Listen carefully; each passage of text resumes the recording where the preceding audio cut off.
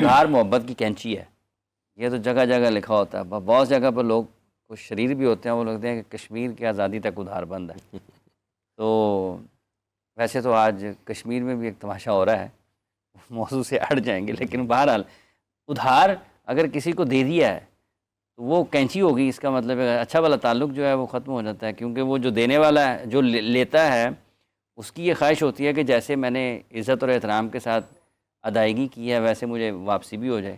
اب جو جس نے واپس کرنا ہے اس کا رویہ بدل جاتا ہے، اب اس کے لیے مشکل ہو جاتی ہے کہ میں کیسے پیسے واپس کروں۔ حافظ صاحب، ہمارے معاشرے میں انفارچونیٹلی کہ لوگ ادھار لے کے واپس کرنا جو ہے یہ رواج نہیں اب رہا، رواج نہیں نہیں رہا۔ لوگ تو جب لیتے ہیں تو اتنا تو نہ دینا معصوم، بہتر ہے پھر۔ ضرورت مند کو آپ دیں تو ہم، مسئلہ یہ ہے کہ ہم شریعت سے بڑے دور ہو گئے ہیں۔ پہلی بات تو ہم لکھتے نہیں ہیں، حکم یہ ہے کہ ایسا کوئی معاملہ جب لین دین ہو تو ہمیں اس کی تحریر کرنی چاہیے۔ یہ حکم خدا بندی ہے، جس خدا نے ہمیں پیدا کیا ہے تو اس نے فرمایا ہے، وہ جانتا ہے کہ ہمارے اندر کیا کیا خوبیاں خامیاں، ہمارے اندر کیا خصلتیں ہیں، کیا ہمارے مزاج ہیں۔ وہ فرماتا ہے کہ فَلْيَكْتُبْ بَيْنَكُمْ كَاتِبٌ بِالْعَدْلِ، تمہارے درمیان کسی کو لکھنے والے کو یہ تحریر لکھنی چاہیے، اس میں گواہ بنانے چاہیے۔ اب موسٹلی ہوتی ہے کہ زبانی جو ہے وہ دیا ہوا معاملہ بندہ انکاری ہو جاتا ہے۔ اب اس سے کیا ہوتا ہے، ایک یہاں پہ تو لکھا ہوا بھی انکاریوں کا ہے، میرے کو زبردستی حال ہے، میں نے کہتے ہی نہیں، زبردستی انگوٹھا لوایا میں۔ اچھا، جس سے بات کر میں آتا ہے کہ نبی اکرم صلی اللہ علیہ وسلم پوچھتے ہیں کہ صحابہ تم جانتے ہو کہ مفلس کون ہے، غریب کون ہے؟ صحابہ نے کہ یا رسول اللہ فداک امی و ابی، آپ بہتر جانتے۔ فرمایا کہ وہ شخص جو قیامت کے دن آئے گا، اس کے پاس نیکیاں ہوں گی، لیکن پھر کچھ ایسے شخص آئیں گے جنہوں نے ان سے کچھ پیسے لینے ہوں گے، اللہ تعالیٰ ان کی نیکیاں جو ہے وہ اس شخص کو دے دیں گے۔ اس کے بعد بھی اگر اس کا معاملہ کلیئر ہوگا ٹھیک ہے، نہ کلیئر ہوا تو اس شخص کی جو گناہ ہیں وہ بھی اس کے ذمہ چلے جائیں گے۔ اور وہ شخص جب آیا تھا تو نیکیوں کا ڈھیر تھا، جب خالی ہاتھ ہوا تو وہ شخص جو ہے مفلس ہے، وہ شخص اصل میں غریب ہے۔ ہمارے ہاں لوگ سمجھتے ہیں کہ شاید ہم نے مرنا نہیں ہے، آخرت میں حساب نہیں ہونا۔ لوگ تو یہاں تک یہ ہمارے ہاں کہنا شروع ہو گیا کہ ابھی پھر بتا دیں گے نا الیوم نختم علی افواہہم کہ زبردستی لائے سی، یہ خود رضامندی سے لگائے گئے تھے۔ وہاں پہ ہاتھ بولیں گے، وہاں پہ آپ کے جو ہے وہ جسم کے اعضاء بولیں گے۔ تو یہاں تو لوگ جو ہے وہ قرض لے کے واپس کرنے کا نام نہیں لیتے۔ تو پہلی بات تو اگر قرض دیں تو اسے لکھ پڑھ کے دیں، لکھ لیں۔ اور دوسری بات تحریر میں لائیں، جی تحریر میں لائیں، تاکہ شرعاً جو شریعت کے تقاضے ہیں وہ پورے ہو جائیں، اور اس کی جو ہے وہ میعاد بھی لکھیں، واپسی کب ہے، ٹھیک ہے۔ اگر کوئی مجبوری ہو تو اس سے خود رابطہ کر کے، اور اگر کوئی دے قرض لے یکمشت دے آہستہ آہستہ، اگر قرآن پاک اس بارے میں ہے کہ اگر جو ہے وہ شخص جو ہے جس کو آپ نے قرض دیا ہے وہ پریشانی کا شکار ہے، اس کے اوپر تنگ دستی کا شکار ہے، تو اس کو پھر جو ہے وہ مہلت دینے کا حکم ہے، مہلت دینے کا حکم ہے۔ اور اگر وہ ایسے جان بوجھ کے جو ہے وہ تنگ کر رہا ہے تو پھر وہ یقیناً خدا کے عذاب کو دعوت دے رہا ہے کہ نیکی کا صلہ اگر نیکی سے نہیں کرنا تو پھر وہ شعر ہے نا کسی روحانی بزرگ کا کہ نیچاں دی رشنائی کولوں فیض کسے سے نہیں پایا، کرتے انگور چڑھایا تھے ہر گچھا زخمایا، ہر گچھا زخمایا۔ علامہ صاحب، اس میں نبی کریم صلی اللہ علیہ وسلم کی حدیث مبارکہ بھی ملتی ہیں ادھار کے بارے میں کہ اگر آپ کے استطاعت ہے تو معاف کرنے کا بھی حکم سیرت طیبہ سے میں سامنے ملتا ہے۔ بڑی خوبصورت چیزیں ہیں اس میں، دونوں ہی ہیں۔ ایک تو یہ ہے کہ نبی صلی اللہ علیہ وسلم نے فرمایا، یہ روایت کی اماں جی عائشہ رضی اللہ تعالیٰ عنہ نے، کہ اگر کوئی بندہ قرض اس نیت پہ لیتا ہے کہ میں نے واپس لوٹانا ہے تو اللہ اس کو توفیق دے گا، وہ واپس لوٹا دے گا۔ جسے وہ کہتے ہیں نا کہ نیت کا معاملہ جو ہے، ٹھیک ہے نا، نیت کے معاملے میں جب چیز آتی ہے تو وہ سمجھ لیں کہ یہ اس میں آ جاتی ہے کہ بندے کی اللہ تعالیٰ مدد فرماتا ہے۔ اگر اس نے اس نیت سے لیا ہے کہ میں نے واپس لوٹانا ہے تو اللہ اس کو توفیق دیتا ہے۔ وہ جو نیت کے ابواب ہے نا، محدثین اس میں اس کو لے کے ہیں کہ جو آپ کے کام کی تکمیل ہے اس میں نیت کا بہت بڑا دخل ہے۔ ایک یہ چیز۔ دوسرا، نبی صلی اللہ علیہ وسلم نے فرمایا، پچھلی امتوں میں سے ایک شخص ایسا تھا کہ اس کے اعمال نامے کو چیک کیا گیا تو اس کے پاس صرف ایک ہی نیکی تھی، اور وہ تھی ادھار کے متعلق۔ وہ یہ تھی کہ اس شخص نے اپنے کلیریکل سٹاف کو یہ کہا ہوا تھا، جو بندہ مہلت مانگے آپ نے اس کو مہلت دے دینی ہے، اور جو نظر آئے کہ یہ ادا نہیں کر سکتا آپ نے اس کو معاف کر دینا ہے۔ تو اللہ تعالیٰ نے اس کا یہ عمل دیکھ کے کہا، ہم زیادہ حق رکھتے ہیں جو سلوک اس نے لوگوں کے ساتھ کیا ہم اس کے ساتھ وہ کریں، اس کی بخشش اس سنگل بات پر ہو گئی تھی۔ ایک یہ بات۔ دوسری بات یہ ہے کہ بعض اوقات انسان ہونے کے ناطے اتار چڑھاؤ ہو جاتا ہے۔ نبی صلی اللہ علیہ وسلم سے ایک اور بڑی خوبصورت چیز ملتی ہے، وہ یہ ہے مثلا میں نے دینا ہے آپ کا 1,00,000 روپیہ، تو میرا آپ کے ساتھ وعدہ تھا کہ میں 20 تاریخ کو دے دیتا ہوں، میں نے نہیں دیا، ٹھیک ہے، اب 21، 22، 23 ہو رہی ہے، مجھے روزانہ آپ کو روزانہ 1,00,000 روپیہ صدقے کا اجر ہو رہا ہے، صدقے کا اجر ہے، جتنی وقت گزر رہا ہے نا، ٹھیک ہے، کمٹمنٹ پوری ہو گئی ہے کہ یہ ڈیٹ ہے ہم آپ کو واپس کریں گے۔ ویسے بھی قرض کے حوالے سے یہی ہے، ایک روایت میں آتا ہے 50% صدقے کا اجر ہے، آپ کسی کو 100 روپیہ دیتے ہیں، اللہ مطلب قرض دے رہے ہیں، تو آپ کو 50 روپے کا یہ ثواب ہے کہ آپ نے ویسے ہی اللہ کی راہ میں دے دیا۔ بعض روایتوں میں آتا ہے کہ 100% کا اجر ہے، یعنی آپ نے سمجھے صدقہ ہی سارا کیا، حالانکہ آپ نے واپس لینا ہے۔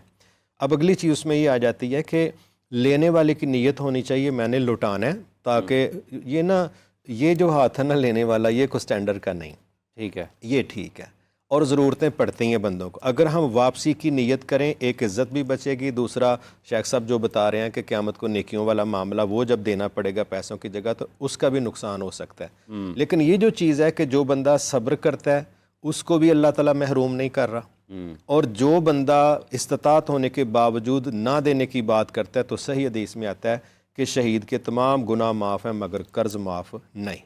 تو جب شہید کے سارے گناہ معاف ہیں قرض معاف نہیں تو عام بندہ پھر وہاں کس طرف سے اپنے لیے آسانی تلاش کر رہا ہے۔ لیکن وہ الگ بات ہے کہ رسول اللہ صلی اللہ علیہ وسلم نے لینے اور دینے والوں کو دونوں کو الگ الگ قاعدے سمجھائے ہیں۔ جو لینے والا ہے وہ نیت کرے کہ میں نے واپس کرنا ہے، اور جو دینے والا وہ دیکھے کہ یار اگر اگلے کو وقت چاہیے تو میں وقت دے دوں، اور اگلا بندہ واقعی اگر نہیں دے سکتا ڈیفالٹ ہو گیا ہے تو پھر اس کو معاف بھی کیا جا سکتا ہے، لیکن اس کی یہ معافی اس کی جنتوں کے حصول کی وجہ بن سکتی ہے۔ معافی۔ اچھا جی میں اس میں ایک وظیفہ بھی عرض کرنا چاہتا ہوں، لیکن پہلی شرط میں بھی اکثر لوگوں سے کرتا ہوں، وظیفہ مانگتے ہیں نا کہ ہمیں کو وظیفہ دیں کہ ہم قرض مقروض ہیں قرض اتر جائے، تو میں ان سے کہتا ہوتا ہوں کہ پہلی نیت یہ ہے کہ آپ کی شرط یہ ہے کہ نیت ہو سی واپس کرنے کی، اوپر سے نہ کہہ رہے ہیں کہ واپس کرنا ہے۔ وہی بات ہے کہ جب نیت ہو تو اللہ تعالیٰ ثواب پیدا فرما لیتا ہے۔ تو قرض یہ ہے کہ دعا ہے جسے مبارکہ ملتی ہے، اللہم اکفنی بحلالک عن حرامک واغننی بفضلک عمن سواک۔ روایت میں آتا ہے کہ اگر بندے کے اوپر پہاڑوں کے برابر قرضہ بھی ہو تو یہ دعا جو ہے وہ روزانہ پڑھا کرے، اللہ تعالیٰ سے مدد مانگے اور کوشش بھی کرے، تو اللہ تعالیٰ اس کا قرض جو ہے ادا فرمانے کا سبب پیدا فرما دے گا۔ وظیفہ اللہم اکفنی بحلالک عن حرامک واغننی بفضلک عمن سواک، پڑھتے رہنا چاہیے، یہ پڑھتے رہا کھلا پڑھ لے کر ایک تسبیح نکال لیا کریں، ایک تسبیح جی ہاں، روزانہ کی بنیاد کے اوپر، ٹھیک ہے۔ اچھا اس جیسے ہم یہ بات جیسے یہ کیونکہ تعلقات کے رشتوں کے حوالے سے اگر کوئی غصے میں بول جاتا ہے کسی دوست سے غصے میں سخت باتیں کر دی ہیں، بھائی سے کر دی ہیں، بہن سے کر دی ہیں، کسی سے بھی کر دی ہیں، اس بارے میں کیا حکم ہے؟ کیا پھر اگر اتنا غصہ ہے کہ اس کے بعد پھر دروازے الگ کر لیے جائیں، راستے بدل لیے جائیں؟ بالکل بھی نہیں۔ جب غصہ اتر جائے، غلطی کا احساس ہو تو فوراً جا کے معافی مانگنی چاہیے۔ آپ نے جس کا دل دکھایا ہے، یہ میں معافی مانگا، میں اگر کوئی بندہ سمجھے میں بہت بڑا ہوں طاقت میں، اختیار میں، معافی مانگنے سے کوئی چھوٹا بڑا نہیں ہوتا۔ غلطی جب کر رہے تھے، جب اس کی عزت نفس مجروح کر رہے تھے، تب کیوں نہیں خیال آیا تھا یہ؟ جب اس کا دل دکھایا ہے، اس سے آپ نے زیادتی کی ہے، اس کی جو ہے وہ بے توقیری کی ہے، تو غلطی کا احساس آنے پہ آپ کو اس سے معافی مانگنی چاہیے، اور اس شخص کو بھی چاہیے کہ اسے معاف کر دے۔ اس کو بھی چاہیے عن الناس، معافی کرنے کا بھی بڑا جو ہے وہ اجر ہے۔ جسے مبارکہ میں آتا ہے کہ جو صلح ہے نا، صلح کرنا، صلح کروانا، یہ اتنا افضل عمل ہے کہ نماز سے، روزے سے، حج سے اور زکوٰۃ سے افضل ہے۔ لیکن آج کل تو دراڑ ڈلوانا بابا جی بڑا فنکار ہے بھائی، کمنٹ لاندہ، اور چند موقع ایسے ہیں جہاں پہ جھوٹ بولنا جائز ہے، جن میں سے ایک صلح کا موقع ہے کہ صلح کرواتے وقت آپ کو جھوٹ بھی بولنا پڑے تو جھوٹ بول کے بھی صلح کروا دینی چاہیے، جھوٹ بول کے بھی صلح کریں۔ اچھا علامہ صاحب، جیسے یہ تعلقات کے معاملے میں ہے، اگر کسی کو تکلیف عزت نفس کا جیسے حوالہ دیا مفتی صاحب نے، اگر کوئی کسی کو تکلیف پہنچاتا ہے اور پھر وہ واپس اس کے احساس ہوتا ہے، وہ جاتا ہے اس کے پاس، تو کیا حکم ہے؟ بدلہ لینے کا بھی حکم موجود ہے کہ اگر کوئی اعلانیہ کسی کے ساتھ اس کی عزت کو ٹھیس پہنچی ہے، اعتماد کو ٹھیس پہنچی ہے، جذبات کو ٹھیس پہنچی ہے، یا آپ نے کسی نے تشدد کر دیا، ہاتھ اٹھایا؟ دیکھیں اس میں کوئی شک نہیں، بدلے کا کانسیپٹ اسلام میں پورا موجود ہے، جس طرح ناک کے بدلے ناک، دانت کے بدلے دانت، یہ چیزیں آ جاتی ہیں. لیکن اللہ تعالیٰ نے بدلوں کی جب بات کی ہے نا تو آگے جو بات سمجھائی ہے وہ یہ ہے کہ معاف کر دینا زیادہ بہتر ہے.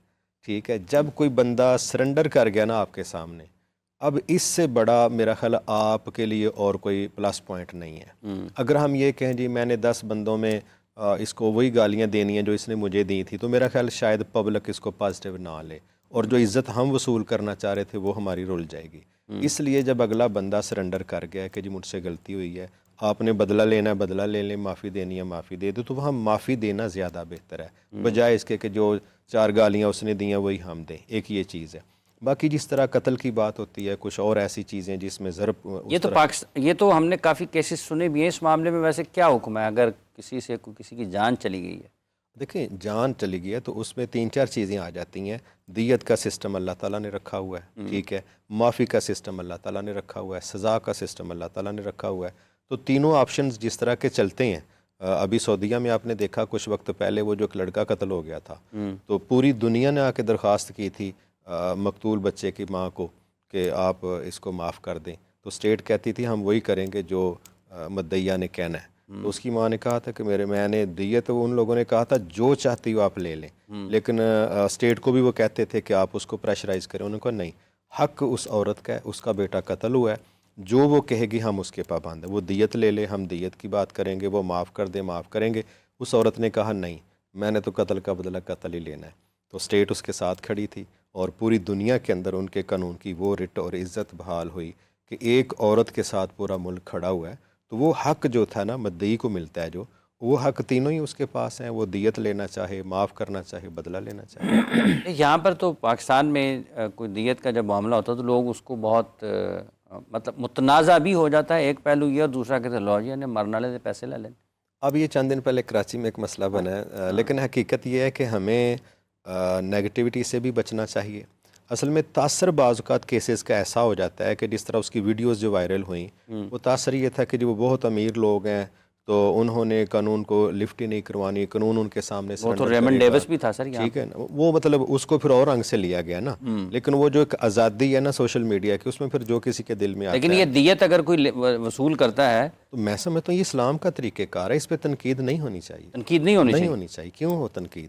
اگر وہ معاف کر دیتا ہے، کوئی بندہ اٹھ کے کہے جی کرنا نہیں سی معاف، ماڑے بندے نے انہوں نے پریشر ہی انہوں سی، انہوں نے کہا جی اسی معاف کرنے، تو یہ تو کوئی بات نہ ہوئی نا.